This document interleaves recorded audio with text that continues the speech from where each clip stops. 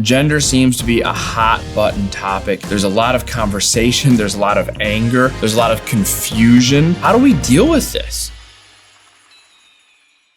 I really want to do three things in this video.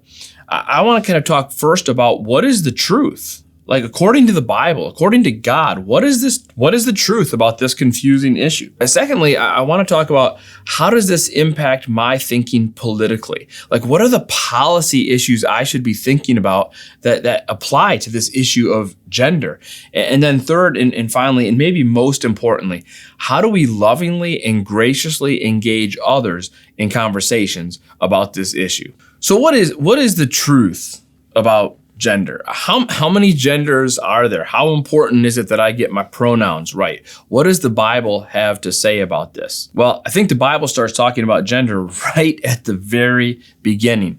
Of course, we know that in Genesis chapter 1, when God creates humanity, it says very clearly that he created male and female. There are no other genders mentioned. He created male and female.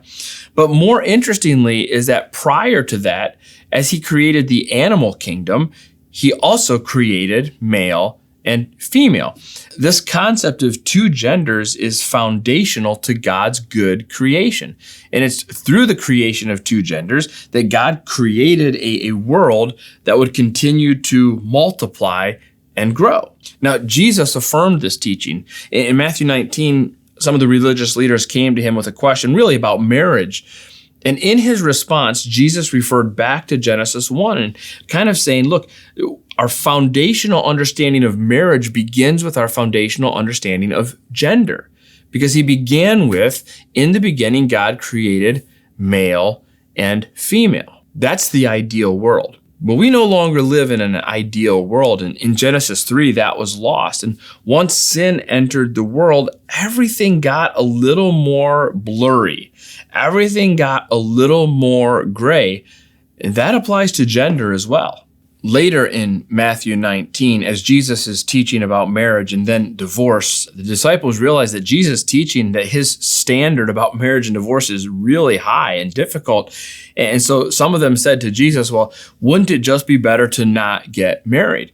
And Jesus wants to rebuke that mentality. And so he says to them in Matthew 19:12, he says, not everyone can receive this saying, but only those to whom it is given. So what he's saying is, no, you're right. There are some people for whom marriage is not going to happen. So marriage isn't for everyone. That's part of living in a broken and fallen world. And then he says this, for there are eunuchs who have been so from birth, and there are eunuchs who have been made eunuchs by men, and there are eunuchs who have made themselves eunuchs for the sake of the kingdom of heaven. Let the one who is able to receive this receive it. Now, some have pointed to this verse as evidence that the Bible teaches that gender isn't always clear, that it's not always male and female, that there's some in-between space. But that's not at all what Jesus was saying. What Jesus was saying is sometimes there are people who do not fit neatly into categories. He says sometimes because of nature, they're born that way. Sometimes they don't fit neatly into our categories because something has happened to them, often because of an abusive situation that's happened in their past. And sometimes they've simply made a choice that in order to follow God and be more devoted to him, they're going to be the exception to the rule. But here's what we have to understand. These are the exceptions and not the norm. We cannot construct an accurate, healthy, or helpful understanding of reality if our starting point is the exceptions. So we must make room for exceptions, and we must be willing to work around them and figure them out. But the exceptions cannot be the definers of reality. And so when it comes to gender, what we don't want to do is say, because there's exceptions, nothing can be clear. In fact, we want to say the exact opposite. We want to say it is crystal clear what God's intent was. Male and female, he created them. And even in that, we recognize that because we live in a world that is not perfect, that is not ideal, there are exceptions. But those exceptions don't define reality.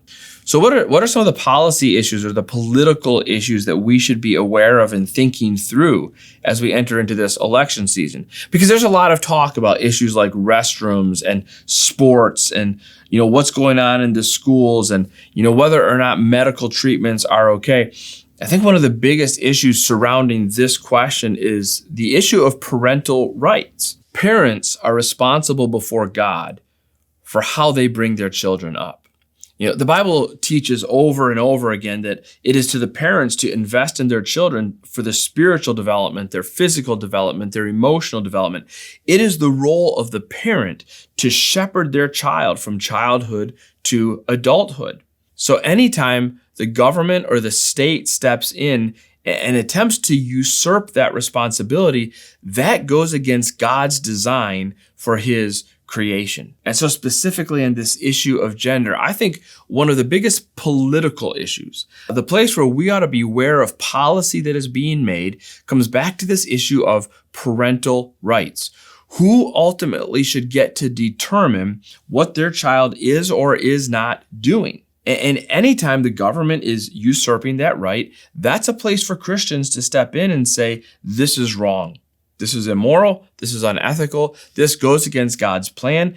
And we ought to use our vote in these situations to fight for the children and to fight for the parents. That said, how do we lovingly and graciously engage with others about this issue? We want to tell the truth. We want people to understand the truth of what God's original design for creation was. He designed creation to be populated by two genders, male and female. That's what's best for everyone. We don't want people to be confused about that because we think the loving thing is to help them understand God's plan for their life. And so we want to tell the truth. We want to tell the truth about parents' rights because we believe that God lovingly designed this world where children have parents who love them and bring them up in the nurture and admonition of the Lord. And so we want to tell the truth about these things. And we want to tell the truth the way Jesus did. And the Bible tells us that Jesus was full of grace and truth. So if we only tell the truth but lack grace, then we don't look like Jesus. Now, the same is true the opposite way. If all we have is grace but not truth, then we actually have neither. Because you may feel gracious, but if you're not telling the truth, you're not being loving. And to be unloving is to be ungracious. And so we need to find that delicate balance of speaking the truth, seeking clarity, not confusion, seeking to bring people back, point people back to God's original plan because that's the best plan. So we need to speak the truth, but we need to do it graciously. And James gives us a wonderful formula for that. James says, let every one of us be quick to listen, slow to speak, and slow to anger. Let's break that down. First, he says, be quick to listen. When I listen to others, it opens doors that allow me to speak into their life. But as Stephen Covey often said, I need to listen for understanding, not to respond. I need to listen so that I can understand what that other person is feeling. I need to understand what their experiences have been.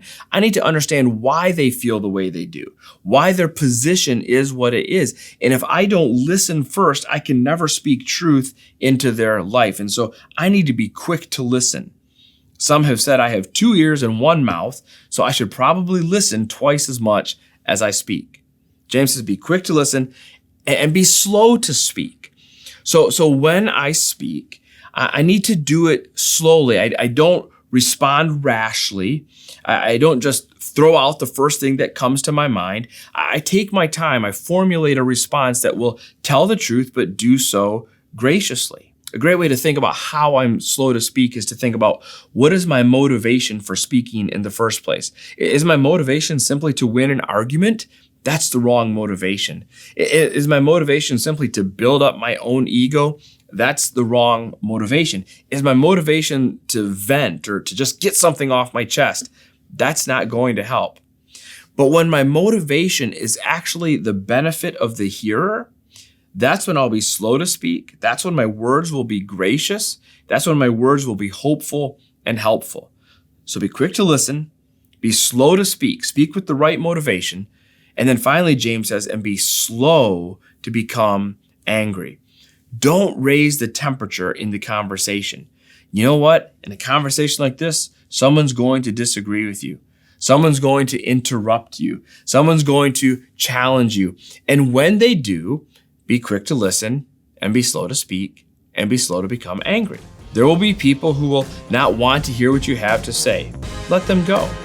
But if they're willing to engage you, if they're willing to have these conversations, then boldly speak the truth, but do it graciously as Jesus would. Quick to listen, slow to speak, slow to become angry.